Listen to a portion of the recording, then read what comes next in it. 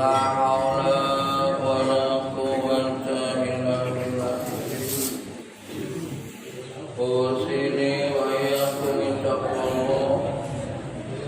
Faqad faza man ittaqa wa khaba man taba. A'udzu billahi minasy syaithanir rajim. Bismillahirrahmanirrahim.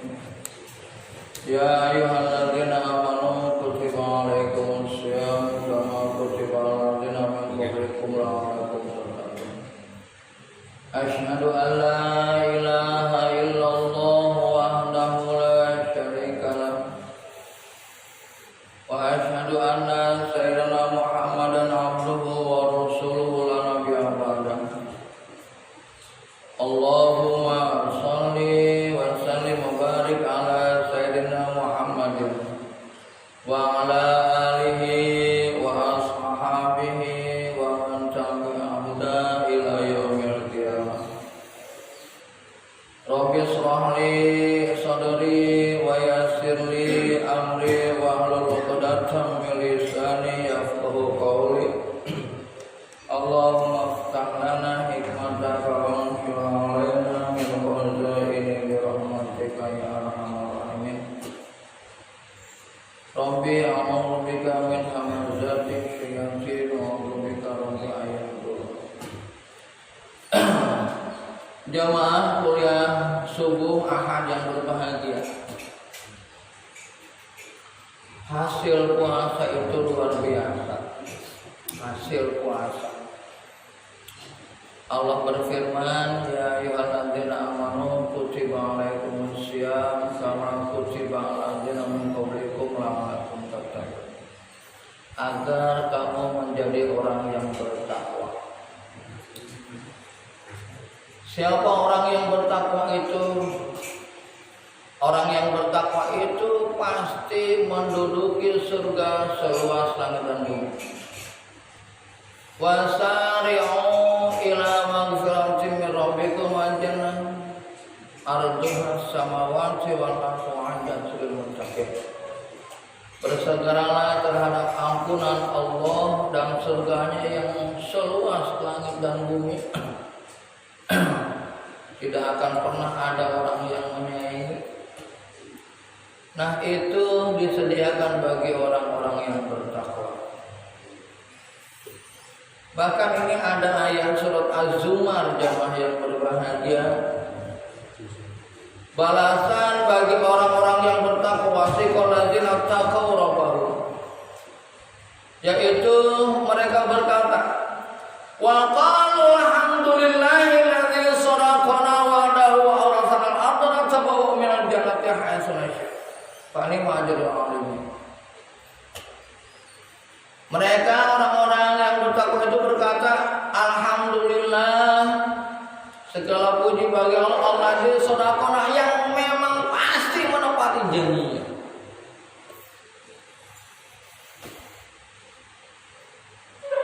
Wa awrasana al-ardha natabawwa'u minal jannati haytsu wa awrasana al-ardha, dan telah mewariskan bumi ini.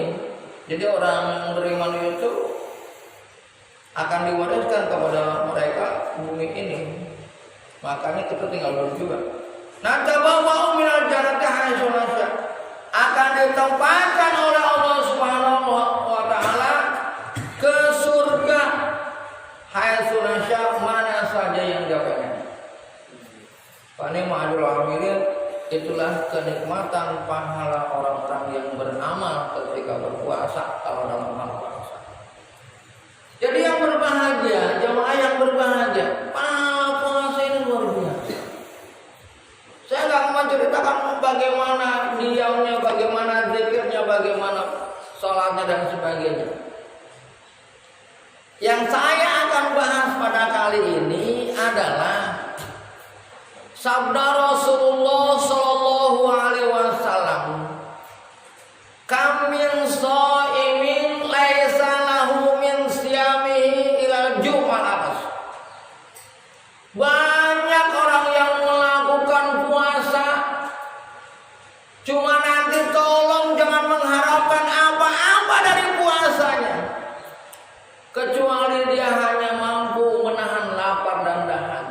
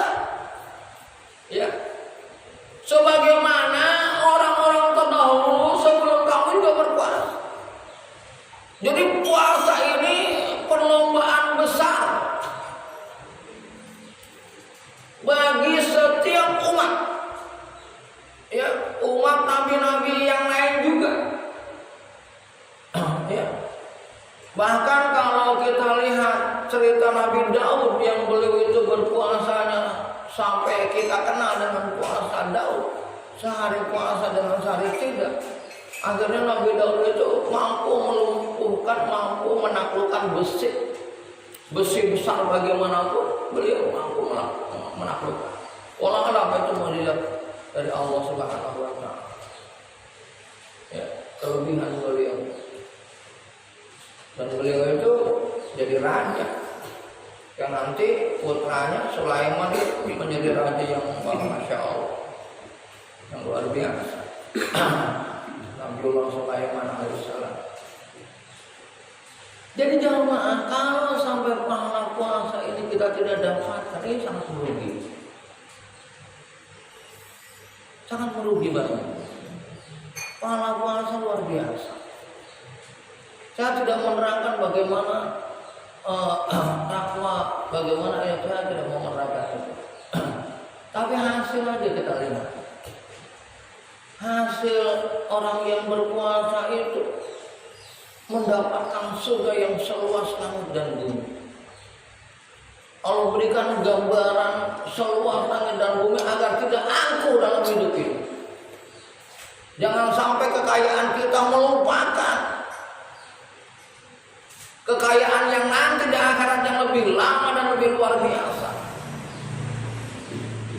Jangan sampai kesombongan kita dengan harta itu membuat kita lupa bahwa ada harta yang harus kita raih selain harta di dunia ini. Ya. Apalagi kalau nanti kita dalam surat Az-Zumar ini dipersilahkan untuk memasuki surga yang mana saja. Berarti kan ini orang yang berpuasa, orang yang bertakwa, itu sangat luar biasa hasilnya.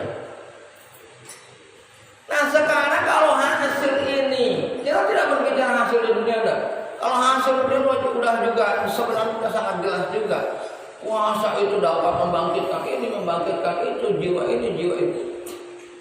Ya, suatu saat mungkin akan kita kupas.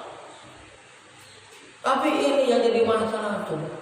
Akhirnya kita nggak dapat pahala apa-apa kecuali lapar dan haus. Nah, bagaimana supaya kita terhindar dari hal ini? Suatu contoh, sholat yang merupakan kewajiban kita sehari-hari, yang kalau tinggalkan pasti berantakan, menghancurkan diri hidup kita, apalagi di akhirat. Tapi sholat itu ada fawailul lil musallin. Celaka bagi orang-orang yang sholat. Alladzina hum an sholatihim sahun dalam sholat. Alladzina hum yura'un. Mereka riya ketika sholat. Jadi riya, kelalaian menjalankan sholat itu membuat sholat jadi tidak berguna. Bahkan ada sebuah hadis yang berbicara begini. La sholata lima la tanha anil fahsya'i wal munkar. Tidaklah orang itu sebenarnya sholat karena dia tidak mencegah perbuatan keji dan mungkar. Jadi sholat itu mampu menjaga diri kita dari berbuat keji dan mungkar. Nah, kemudian apa nih sekarang? Sekarang yang perlu kita perbaiki di dalam agar pahala puasa kita tidak terhapus. Jamaah yang berbahagia, ada sabda Rasulullah SAW, as-shaumu li wa ana ajzihi. Puasa itu untukku, aku yang akan membalas pahala puasa. Aku langsung yang akan membalas pahala puasa. Begitu nilai sirriyah puasa, nilai ibadah rahasianya puasa. Jadi puasa itu punya nilai rahasia. Kalau sholat mungkin jengkang-jengkingnya kita kelihatan. Ibadah haji ke Mekahnya kita kelihatan. Zakat duitnya kelihatan. Kalau puasa tidak kelihatan. Kita masuk kamar, ngunci kamar, seakan-akan ada apa di kamar kita yang tidak boleh kelihatan amal, kita makan di situ nggak apa-apa seakan-akan. Bisa saya. Atau sambil wudhu nyicipin sedikit. Ya Pak Supri, ini waktu Pak Supri kecil nih kayaknya. Dan lain sebagainya. Bisa kita lakukan. Ya, dan lain sebagainya. Itu sangat bisa. Jadi ada ibadah sirriyah di sini. Oleh sebab itu, masalah sirriyah juga kita harus lakukan. Ibadah kita itu harus sirriyah. Sedekah kita harus sirriyah. Kata Allah Subhanahu wa taala, orang yang mengamalkan agama yang paling bagus siapa? Mukhlishina lahuddin. Orang yang menjalankan agama dengan ikhlas. Dia tidak pamer dengan amal. Dia merasa diri dengan amal. Dia tidak merasa diri, maksud saya, dia tidak merasa diri dengan amal. Alillahid dinul khalis.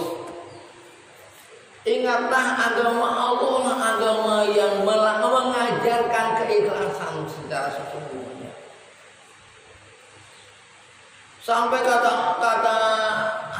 Al-Quran itu dalam surat Al-Ankabut, kalau nggak salah ini mohon saya. Wa ma ta'buduna illa liyuqarribuna ila Allahi zulfa. Aku tidak melakukan hal seperti itu selain untuk meningkatkan amalku agar aku lebih dekat dengan Allah Subhanahu wa taala. Itu pun dilarang.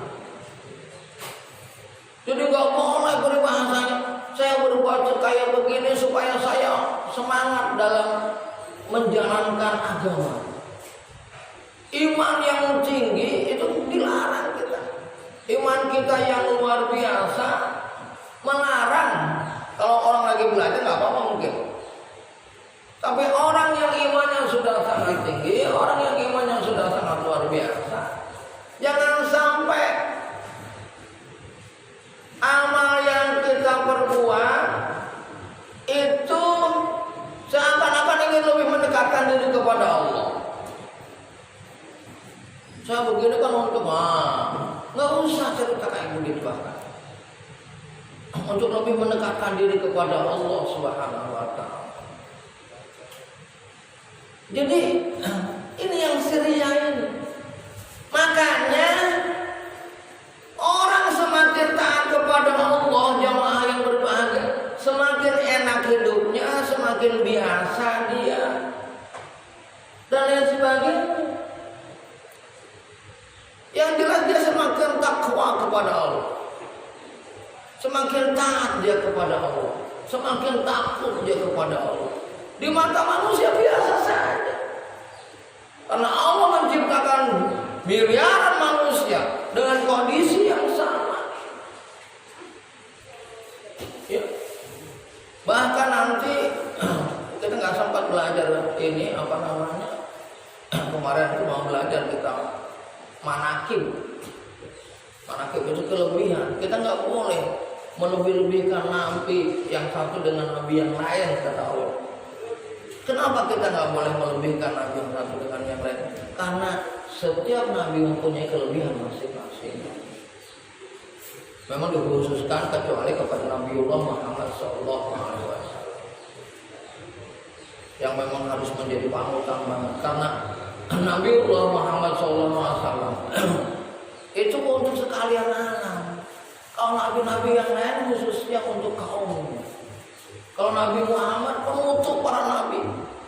Tidak ada nabi-nabi setelah Nabi Muhammad SAW. Dan Nabi Muhammad itu mewariskan segala-galanya sudah sangat cukup kepada kita. Tinggal kita mau nggak belajarnya. Al-Quran itu sudah sangat cukup. Walaqad yassarna al-Qur'ana lidzikri fahal mudakkir. Yang jadi masalah kamu nggak mau belajar. Jadi ini masalah Syria ini. Dengan demikian jangan sampai jamaah yang berbahagia masalah Syria ini, amal Syria ini, kita telah ini supaya orang lain tahu. Padahal dengan kita, biarkan kita. Orang lain tahu dan tidak tahu itu bukan urusan kita. Yang penting kita sudah berusaha untuk tidak orang lain tahu.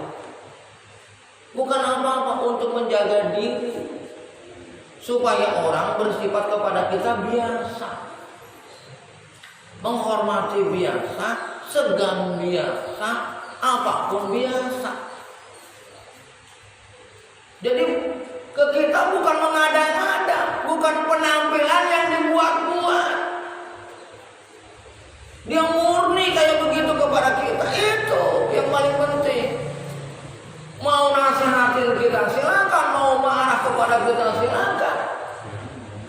Ada orang yang bangga, orang gak bisa marah dengan dia, orang segan dengan dia, orang mau ngomong apa dengan dia segan. Jangan bangga kayak begitu. Apa kelebihan dia? Nabi aja gak boleh dilebih-lebihkan satu dengan yang lain. Dan lain sebagainya. Ini ibadah Syria yang kita harus lakukan. Ya, ibadah Syria. Biarkan orang ngapain dan lain sebagainya. Yang penting kita banyak amal, banyak yang kita lakukan. Kenapa ini penting dalam belajar puasa? Jamaah yang berbahagia, coba lihat ayat. Fi qulubihim maradun fazadahumullahu marada wa lahum adzabun alim bima kanu yakdzibun.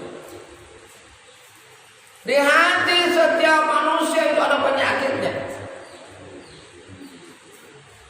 Kalau dia tidak mau mengobati penyakit hati itu,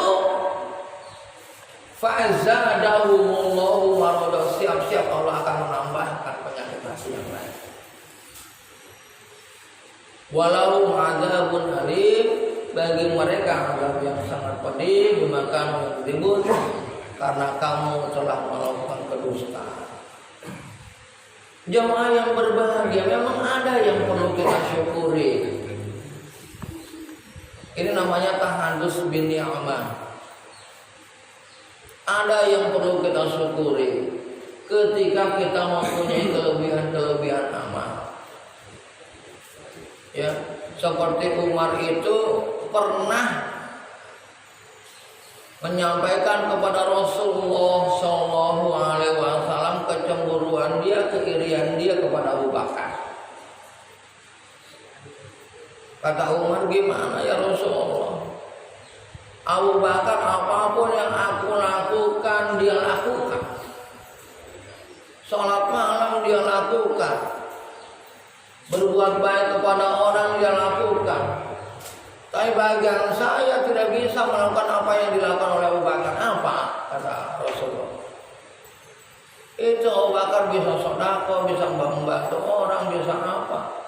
Kelebihan kekayaan. Nah inilah tahadus bin ni'mah. Walaupun Umar dibilang bahwa ketika kamu bisa pahalanya 2, tapi Abu Bakar cuma 1 karena dia sudah mampu. Tapi kalau kamu berusaha untuk mampu. Jadi kalau Abu Bakar ekonomi sudah punya, tinggal menyalurkan, itu pahalanya 1 kata Rasulullah. Kalau Umar kamu mampu seperti itu, pahalanya 2. Pertama harus usaha dulu untuk mencari ekonomi. Yang kedua sedekah. Seakan-akan begitu. Apa artinya ini? Agar tidak ada merasa superior atau inferior, merasa diri tidak berguna, merasa diri ada kekurangan, merasa diri lemah, merasa diri tidak bisa, merasa diri Allah tidak memberi kecukupan, dan juga tidak inferior, tidak superior, ya tidak merasa diri dan lain sebagainya. Jadi jemaah yang berbahagia. Insya Allah kalau ibadah syariah itu bisa kita lakukan dan kita biasa saja di depan orang, santai aja ngobrol enak aja sama siapapun.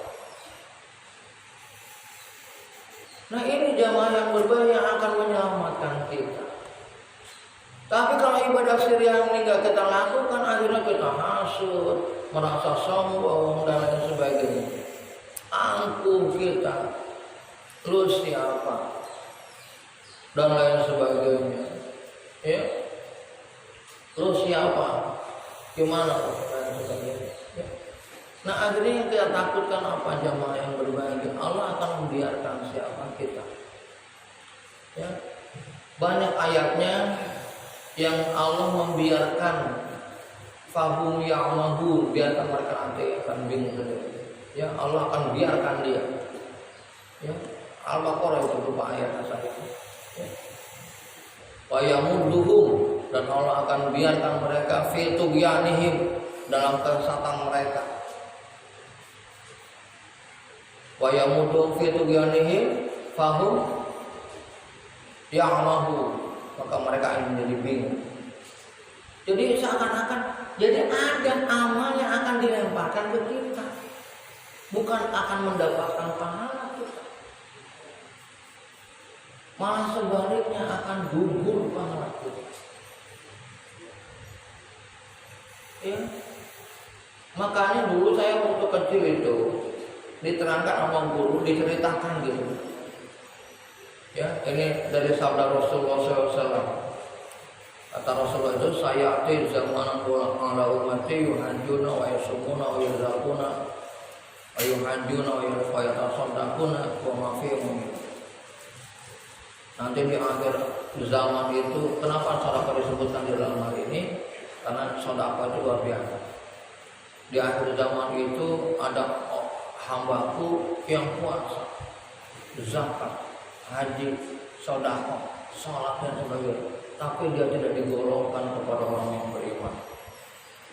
Diceritakan dia itu sudah sedekah, sudah haji, sudah puasa dan sebagainya, masih berenang di neraka. Maka dia protes sama Allah, ya Allah, kurang saya apa ya Allah, kok saya dimasuk neraka? Saya sholat ya Allah, saya zakat ya Allah, saya sedekah ya Allah, perbuatan-perbuatan yang luar biasa dalam Islam saya laksanakan. Kemudian sini baik, kamu sholat untuk apa? Kan perintah engkau ya Allah. Apakah setiap perintah pun nggak ada hasil yang didapat? Hasilnya apa? Perbuatan kamu, doang kamu dari mana? Kamu seakan-akan mengelabui aku. Makanya Allah berfirman, yuqadi'unallaha walladzina amanu wa ma yakhda'una illa anfusahum. Nanti Allah bisa gitu. Seakan-akan kita korupsi 1 miliar, kita sedekahkan 500 juta, itu tadi nggak bisa. Masih ada untung 500 juta. Wah, nanti orang akan menyanjung saya, tenang aja. Nanti doanya pada ikhlas semua. Karena 500 juta yang saya kasih. Berapa jumlah orang akan datang mendoakan saya? 500 juta yang saya sumbangkan. Gitu. Seakan-akan bisa ngomong begitu. Makanya nanti di akhirat itu mulut udah nggak ada berguna. Al-yawma nakhtimu ala afwahihim, ada mulut itu. Buktinya apa ya? Akan Allah lihat. Nah begitu jamaah yang berbahagia. Ya. Jadi oleh sebab itu coba kita belajar. Puasa nanti adalah menjadikan ibadah kita benar-benar syariah sama. Orang mau menilai bagus kita, orang mau menilai jelek kita, dengan istiqomah kita salat, itu urusan dia. Waduh, puasa rajin amat ini. Jam segini udah ke masjid subuh, kayak jam berjalan. Zuhur ada di rumah,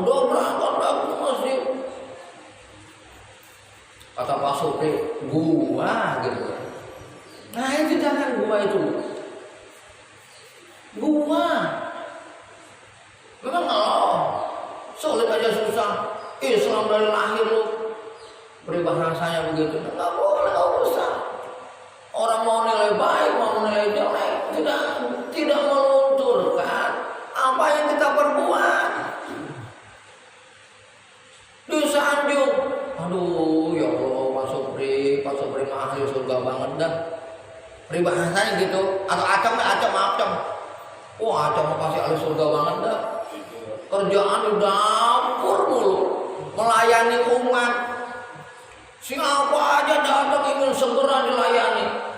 Lu Cang, pahala lu gede banget. Kata si Acang, makanya lu ngaji. Nah kayak gitu aja gak boleh. Itu membanggakan diri. Kalau ngajak orang ngaji ya ngaji silakan gitu.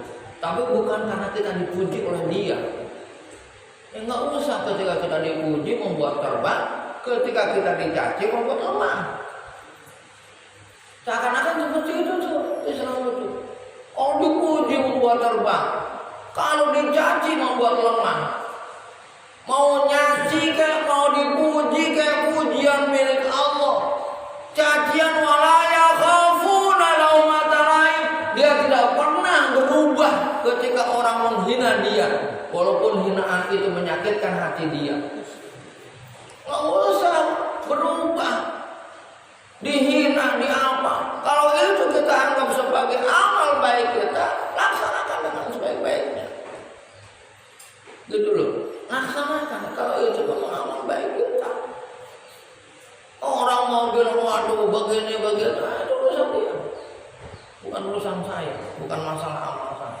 Amal saya adalah Allah yang langsung melihat hati saya. Nah itu. Makanya amal itu kenapa yang diterima oleh Allah adalah mukhlisina lahuddin. Mereka ikhlas dalam menjalankan agama Allah Subhanahu wa taala.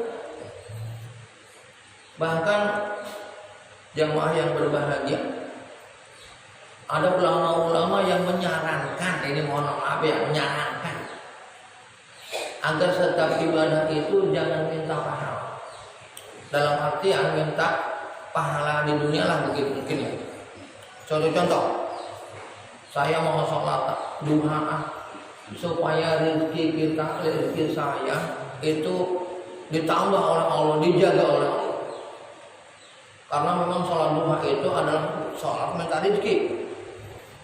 Nah ada ulama, ini mah ada ulama pada dasarnya bukan seperti itu. Tapi ada ulama sholat duha aja. Itu adalah kayak begini. Yang penting kamu buat meja, kolom itu pasti ada. Maksudnya itu yang penting kamu kerjakan itu sholat duha. Adapun hasilnya pasti ada. Gitu loh. Kalau Allah mau menentukan rezeki kamu barokah, dan memang ulama menyatakan begitu bahwa sholat duha itu seperti itu, ya udah kita laksanakan aja sholat duha. Atau kayak begini, sodako itu akan Allah beri balas. Ini kadang-kadang saya merasakan banget. Kalau kita bersodako itu 10 kali lipatnya akan Allah balas. Dari jalan mana aja kita menyatakan, oh iya pantesan. Kenapa saya banyak ini kok ini begitu. Nah, walaupun kita tahu itu, tapi ketika bersodako jangan diniatkan agar yang orang lain membalas kita. Saya sodako 200.000 nanti akan mendapatkan 2 juta. Ditunggu 2 juta itu. Tidak begitu kan. Walaupun itu iya. Karena ada sahabat Rasulullah SAW, suatu saat dia mensodakokan 1 telur ayam. Terus kemudian dia ada yang kasih telur ayam 9. Dia bilang begini, nih ada yang ngasih telur ayam 9. Entar dulu, kurang 1, kemana yang 1? Loh, kok kamu tahu? Iya, karena memang kata Allah begitu. Paling sedikit 10 kali lipat. Lah kamu ngasih 9, nggak mungkin. Begitu. Iya, saya ambil satu, gitu ya. Itu pernah tuh sahabat melakukan seperti itu. Nah, walaupun itu kenyataan, itu terserah Allah. Yang penting kita sedekah lillahi ta'ala. Adapun hasil nanti Allah kasih kapan, bagaimana bentuk kasihnya, karena rezeki bukan hanya duit. Rezeki itu bukan hanya uang jemaah yang berbahagia. Apakah setiap rezeki itu uang? Belum tentu. Uang itu kalau sehat. Ketika sakit, biaya berapapun kita akan jalani seakan-akan begitu. Saya kemarin ini sakit. Ada orang yang datang begini, Bi, saya yang biayain. Ke rumah sakit kan? Enggak, saya masih bingung. Jadi seakan-akan rezeki itu begitu. Jangankan diri kita, orang lain yang melihat kita karena cintanya, itu seakan-akan berani mengeluarkan uang berapa saja asal dia sehat. Seakan-akan begitu. Apalagi diri kita sendiri. Kalau memang ada uang, berobat kemanapun. Saya pernah jamaah yang berbahagia. Ada orang sakit, dia kaya. Dia bilang, saya ingin berobat ke Singapura. Ya, dia minta di ICU, di tempat yang mewah lah, di ICU dulu tentu karena sakitnya parah. Sampai habis 8 miliar dengan pulang pergi keluarganya dan sebagainya. Sampai habis 8 miliar. Itu pun gak sembuh, meninggal. Ya. Kemudian saya tanya suaminya, kenapa diterima? Ya memang dia harta dulu, dia minta yang tadi, dia kumpulkan aja. Gak tahu lah. 8 miliar jamaah, habis berobat di Singapura. Ya, dan lain sebagainya. Ya. Nah begitu ya. Jadi jamaah yang berbahagia. Jadi sakit kita itu, sehat kita ini mahal. Apakah itu bukan rezeki? Rezeki. Oh bukan rezeki. Gitu. Ya. Jadi rezeki Allah itu bentuknya banyak. Yang penting kita sedekah. Makanya dalam sedekah itu selain tajidul rizq, tamna'u barak. Nih, begitu. Ya.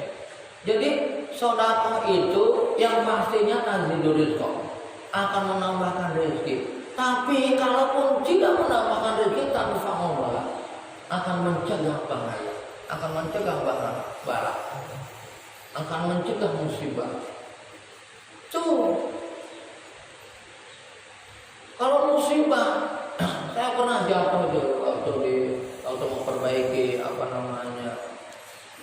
gedung pendidikan. Padahal jatuh dari segi ke bawah, pakai pincang sebulan saya pincang, pakai tongkat, pakai apa? Itu aduh nggak enak banget kayaknya. Udah diurut kemana saja seakan-akan gitu, nggak sembuh ya udah. Memang sembuhnya oleh kelamaan. Lama-lama sembuh, ada waktunya sembuh. Akhirnya disabarin aja udah akhirnya sekian hari mending sekian hari dan sebagainya. Akhirnya baru bagus enak ya, sebagaimana biasa. Jadi jamaah yang berbagi seperti itu. Ya, saya tidak membahas yang lainnya. Saya lagi mohon maaf tentang sirih aja ibadah kita. Jangan sampai ibadah kita nanti dilemparkan ke kita dikarenakan salah dalam hasil pencapaian ibadah itu sendiri. Ya. Ibadah laksanakan aja ibadah. Allah tidak akan salah pilih, salah ngasih orang tidak akan. Dia yang tulus, dia yang ikhlas, Allah nggak akan kasih banyak, nggak mungkin. Dia yang ria, dia yang takabur, dia yang sombong, dia yang angkuh, pahalanya banyak, tidak mungkin. Ya, Allah itu maha adil seadil-adilnya. Allah itu yang mengajarkan keadilan. Allah itu yang tidak mungkin menyalahi janjinya, ya, dan lain sebagainya. Ada sifat-sifat mustahil kepada hambanya yang memang Allah tidak akan lakukan. Allah tidak akan menzalimi kita sedikit pun. Oleh sebab itu jamaah yang berbahagia, sekali lagi, marilah kita laksanakan puasa dengan sebaik-baiknya. Kita raih pahala agar kita menjadi orang yang bertakwa. Kita berbuat yang terbaik seikhlas mungkin, kita beramal, perbanyak amal perbuatan di bulan Ramadan. Insya Allah niatnya hanya satu, untuk mencari mardhatillah, untuk li'ila kalimat sillah, untuk mengagungkan kalimat Allah Subhanahu wa ta'ala. Mohon maaf sebesar-besarnya jika ada kurangnya, mohon maaf. Jika ada salahnya, mohon maaf. Jika ada gunanya, yang pertama mudah-mudahan Allah berikan manfaatnya untuk saya terlebih dahulu. Kemudian mari kita ambil semuanya, ya, untuk kita semuanya juga, ya. Insya Allah Allah akan memberikan jalan yang terbaik bagi hamba-hambanya yang memang membutuhkan jalan yang baik. Billahi taufiq hidayah wal inayah wal afu minkum. Al-Fatihah.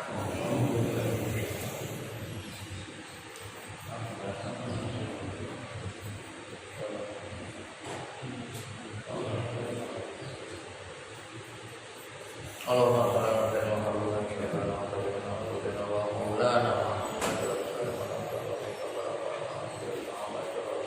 Amin. Bismillahirrahmanirrahim. Allahumma alif qulubana bi rahmatika ya Allah ya karim ya rahman. Amin. Bi rahmatika ya arhamar rahimin. Allahumma amin. Allahumma ansurna